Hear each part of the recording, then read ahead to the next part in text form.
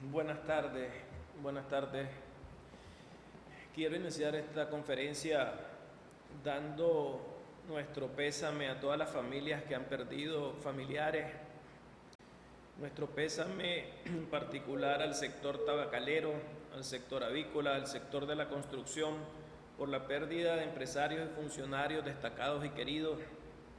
Nuestras energías y deseos de recuperación a todos los que están enfrentando el virus y nuestro reconocimiento a todos aquellos sectores que están combatiendo la pandemia, los médicos a la cabeza, los enfermeros, el personal administrativo, cada persona que está en el sistema de salud público y privado, el sector de transporte, los que están produciendo los productos esenciales que son necesarios para que en nuestras familias tengamos los medicamentos, tengamos los alimentos que requerimos.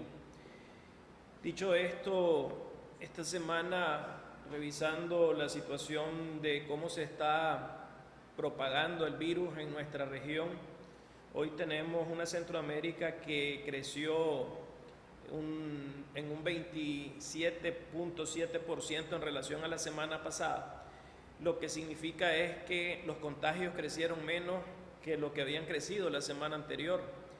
Sin embargo, el nivel de fallecidos creció por encima de la semana anterior. Crecimos en una tasa de 24.7% esta semana contra un 22% la semana pasada. Aquí estamos hablando de una región que exactamente hace un mes teníamos 10.000 casos y hoy estamos hablando de 30.000 casos. Hace un mes estábamos hablando de 88 personas fallecidas, hoy estamos hablando de 807 personas fallecidas. Nicaragua en esta semana, las cifras oficiales nos muestran crecimientos de 47% en contagios y de 31% en fallecidos. Creo que en este sentido, obviamente, existe una situación que nos ha obligado a presentar una posición, a reiterar ese posicionamiento que habíamos hecho como sector privado a lo largo de esta semana, pero tomando en cuenta lo que la comunidad médica, las distintas unidades médicas, las distintas expresiones de médicos en el país han estado informándonos en relación a que nos estamos encontrando ya en la fase de expansión acelerada y de transmisión comunitaria. Hemos publicado una posición como Consejo Superior de la Empresa Privada, donde quiero reiterar nuevamente el llamado específico que hicimos en esta comunicación y dirigido no solo a las empresas, dirigido a la población, porque esta batalla no es una batalla únicamente empresarial, esta es una batalla de toda la población en general. Y el mensaje que estamos volviendo a poner en la opinión pública es el llamado, el reiterar el llamado a que todas aquellas empresas en el ámbito de negocios no esenciales que tengan condiciones para hacerlo, cierren sus operaciones mientras se reduce la tasa de contagio, tomando como referencia el tiempo propuesto por la comunidad médica. A que todas aquellas empresas que tienen que trabajar para producir o brindar los productos o servicios esenciales utilicen el trabajo a distancia en la mayor medida posible. A que todas aquellas empresas que tienen que elaborar de manera presencial apliquen en forma más estricta las medidas de prevención que han estado implementando para proteger a sus colaboradores, proveedores y clientelas. A los trabajadores por cuenta propia que redoblen las medidas de higiene y prevención posibles para que puedan protegerse y proteger a sus clientes. A los empleados públicos a que se protejan y apliquen estas mismas medidas por su seguridad y por las personas que atienden. A toda la población en general a que permanezcamos en nuestras casas, a no realizar salidas innecesarias y si tenemos que salir usemos mascarillas y apliquemos las medidas de higiene y distanciamiento social recomendadas. En este sentido, un llamado muy particular que hicimos a los padres de familia que no expongan a sus hijos al contagio, que estamos en esa fase donde estamos iniciando ese escalamiento de la falda al pico del volcán y que es sumamente importante no solo no exponer a los hijos, sino también que ellos a su vez no expongan al resto de los familiares. Y por eso reiterar el llamado, que esto no es un tema únicamente de un sector en particular, este es un tema de todos los sectores en general. Y en ese sentido, si hay una persona que tiene que salir de su casa para poder llevar el sustento diario a su familia, la familia se tiene que resguardar en casa. Evitemos salidas innecesarias y si salimos, insistamos en que se tienen que tomar todas esas medidas, volver a reiterar hasta el cansancio. Hay que usar mascarillas, hay que mantener el distanciamiento social, hay que lavarnos las manos al salir, en el lugar que te encontres la posibilidad de hacerlo, al regresar. Y esto lo tenemos que hacer no solo desde el punto de vista de pensar que esto está ocurriendo nada más en un país, porque tal vez en una ciudad del país, porque no estamos viendo que en nuestra ciudad está pasando algo. Esto hay que hacerlo en todas las ciudades del país. Qué bueno si hay algún lugar, si hay algún municipio donde esto no ha pasado, pero para que no pase, tenemos que aplicar estas medidas y tomar responsablemente este llamado. Igualmente, queremos de alguna manera destacar que uno de los esfuerzos que hemos venido haciendo como sector privado es que semana a semana estamos promoviendo una campaña de educación, una campaña de prevención, un mensaje donde le pedimos a la población que por favor nos apoyen en divulgar ese mensaje, en compartir ese mensaje, pero más importante que eso, en aplicar ese mensaje.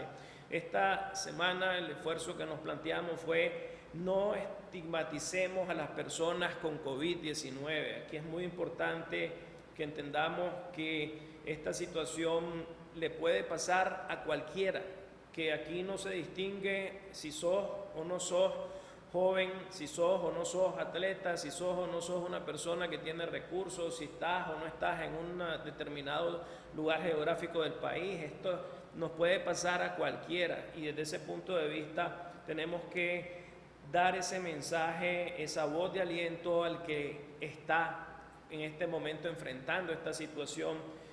Son momentos para apoyar, son momentos para que la solidaridad humana se muestre con estas personas y que con este respaldo evitemos que estas personas tomen decisiones que al final se vuelvan en contra de estas mismas personas. Entonces, tengamos en cuenta que si el COVID-19 no discrimina, vos tampoco. No estigmaticemos, mañana podés ser vos. También referirnos rápidamente a lo que ha sido la situación de presentar este mismo día, esta misma mañana, un nuevo producto, y queremos en este sentido, ante la falta de respuestas que han tenido las pymes y que seguimos planteando la necesidad de que haya respuestas en este aspecto sobre la situación que están enfrentando estas micros y pequeñas empresas, de manera particular estos trabajadores que pertenecen a la economía informal, que demos de alguna forma el llamado, estamos insistiendo en el llamado para que se les den respuestas en su flujo, para que puedan haber las moratorias en el tema de lo que es pagos por los préstamos que tienen, moratorias en este sentido, en la medida de lo posible, que ayuden a darle ese oxígeno, y por el otro lado que las autoridades reduzcan las tarifas de energía, las tarifas de agua en un periodo determinado de manera temporal, para que podamos ayudar, porque aquí el equilibrio que tenemos que encontrar entre la salud y la economía, la preservación del empleo, la sostenibilidad de las empresas es vital. Desde ese punto de vista también esta herramienta que hemos dado a conocer hoy a través de nuestras redes sociales va a permitir que las pymes puedan hacerse un autodiagnóstico de saber en qué condiciones se encuentran en este momento que se está enfrentando a la pandemia y qué medidas pueden hacer para poder establecer un plan de continuidad que les dé sostenibilidad Los invitamos a que bajen esa herramienta, a que contesten esas preguntas, que se hagan este autodiagnóstico y que trabajen en ese plan de continuidad que es vital en este momento. Y en relación al tema de Centroamérica, solo resaltar que hemos estado dándole seguimiento a este esfuerzo que se hizo a través del Comité Consultivo de la Integración Económica, las 17 federaciones que pertenecen a este comité, destacar el trabajo de FECATRANS, de manera particular la Federación, en este caso Centroamericana de Transportistas, porque se logró finalmente a partir del domingo por la tarde-noche que se restableciera el tránsito. Ayer pudimos comprobar que ya contenedores que estuvieron 20 o más días detenidos ya llegaron a su destino, contenedores que iban para Costa Rica ya llegaron a empresas en Costa Rica, contenedores que venían hacia Nicaragua ya llegaron. Es lento el proceso, hay todavía muchos contenedores, pero destacar en este sentido el esfuerzo que por lo menos hoy una medida que solicitamos hace mucho tiempo, finalmente la implementaron, y es que se homologaran los tiempos de aduanas en ambos países. Hoy están abiertas las dos aduanas 24 horas al día y esto es relevante y esto es algo que debe ayudar a que pueda seguir circulando todo ese transporte, todas esas unidades que estaban ahí desde hace mucho tiempo pendientes. Abrimos a preguntas que quieran compartir con nosotros los periodistas que nos están viendo. Damos la palabra a Víctor Castillo, corresponsal de la OA.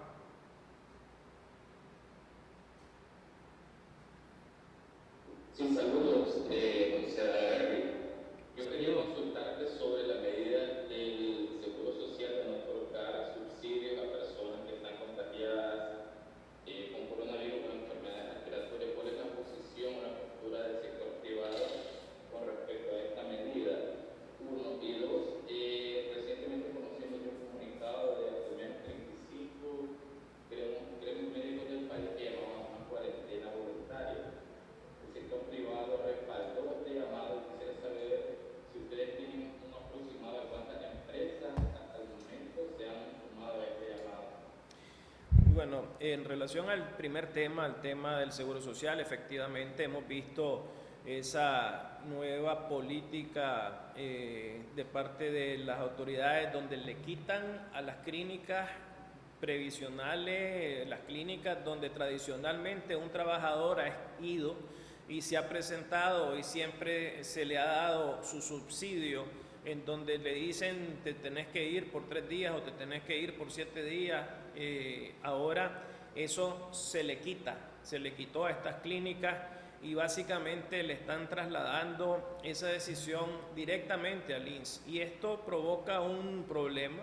Obviamente aquí hay una situación de tratar de evitar en alguna parte de esta medida lo que es el pago de mayor o del desembolso de recursos pues en estas circunstancias, pero la realidad es que las empresas tienen que tomar responsablemente esta situación, y aunque no se dé ese subsidio, las empresas tienen que darle a ese trabajador ese espacio para que se vayan a hacer esa cuarentena, porque al no existir el subsidio, que es lo secundario en este momento, lo que no queda definido claramente es si esa persona está contagiada o no, y lo que vos tenés que asegurar es que el resto de colaboradores de esa empresa no se contagien. Entonces aquí la prioridad es que la empresa mande a esa persona hasta que tenga la seguridad de que esto no está sucediendo. Por eso insistimos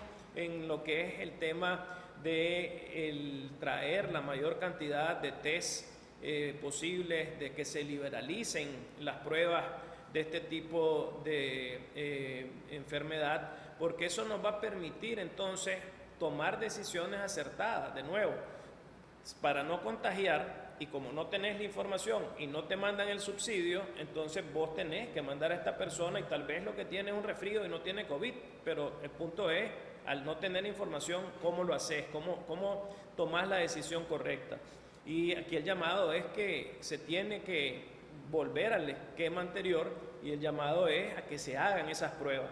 Y por el otro lado, es temprano todavía para hablar pues de esta circunstancia de cuántas empresas han tomado esta decisión, pero lo que hemos visto es que en las empresas que lo han hecho hay una variedad, porque unas te dicen me voy temporalmente y cierro completamente, pero hay otras que lo que están haciendo es ajustándose, que están tomando la decisión de decir, ok, no voy a atender clientes en mi local, pero voy a seguir trabajando a través del servicio en casa, el delivery, la entrega a domicilio. Entonces, desde ese punto de vista, esto apenas es una situación que se dio a partir del lunes que hicimos en la tarde como Consejo Superior de la Empresa Privada, y que tenemos que seguir evaluando el resto de la semana.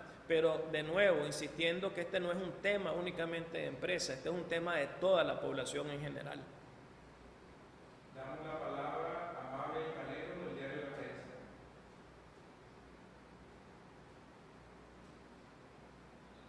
Buenos días.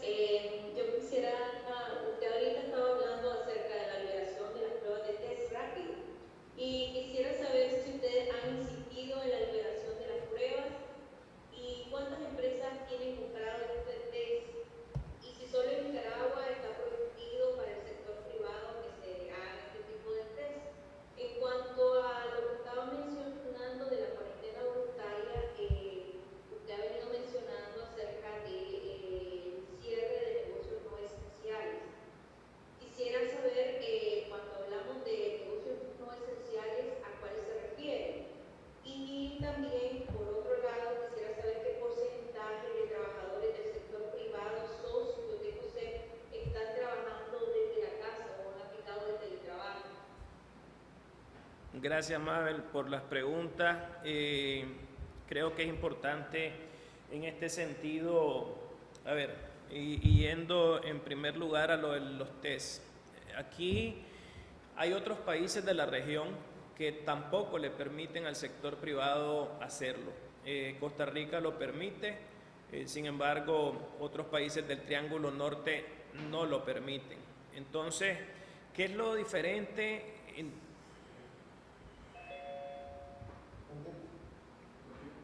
¿Qué es lo diferente? Perdón, que hubo una interrupción en la señal. ¿Qué es lo diferente que sí están haciendo esos países del Triángulo Norte, donde no te permiten al sector privado hacer los test, pero ellos diariamente te están informando cuántas pruebas se están haciendo, están siendo transparentes en darle a conocer a la población si son 1000, si son 2000 pruebas las que se hacen cada día, a dónde se están haciendo, en qué regiones del país se están haciendo, para asegurar que la población se dé cuenta que son pruebas que se están dando no en un lugar en específico, sino alrededor del país. Así es que en ese aspecto es de nuevo seguir insistiendo en que en primer lugar haya pruebas, en segundo lugar que estas pruebas de alguna manera tengamos la información oportuna para poder tomar decisiones, y en tercer lugar, obviamente, lo que hemos venido priorizando todos estos días, que se liberalicen esas pruebas.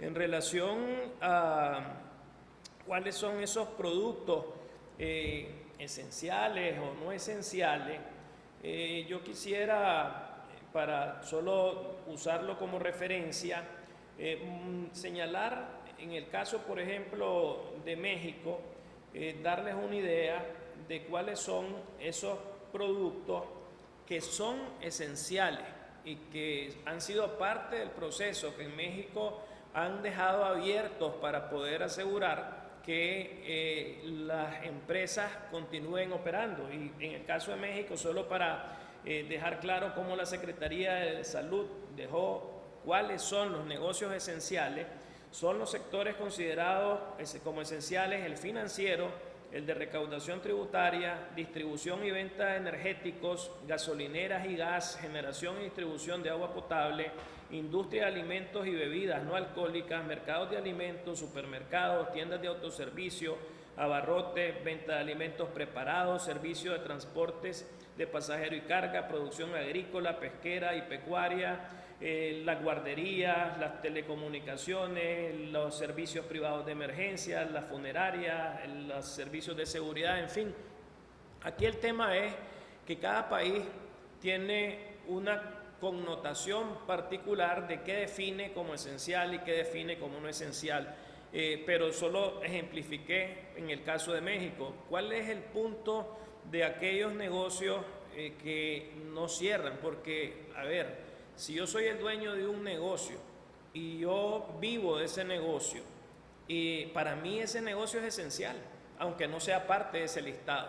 Entonces, ¿qué es lo que hacen los otros países para que ese negocio, que para mí es esencial, pero que para la economía no es esencial, que han hecho para que cierre? Entonces, ahí han venido los recursos del gobierno a través de fondos que se han entregado a estas personas para que mientras estén cerrados tengan un ingreso. Eso aquí no existe. Entonces, esa es la realidad que diferencia, en este caso, a Nicaragua, que somos el país, quizás de toda la región, que ha recibido menos recursos externos para poder enfrentar esta pandemia. Y esa es una situación pues que tiene que ver con las dos crisis. Y en cuanto al teletrabajo, estamos desde la semana pasada haciendo una encuesta en donde estamos recibiendo ya respuestas de esta encuesta de parte de las empresas que están dentro de las diferentes cámaras de COSEP.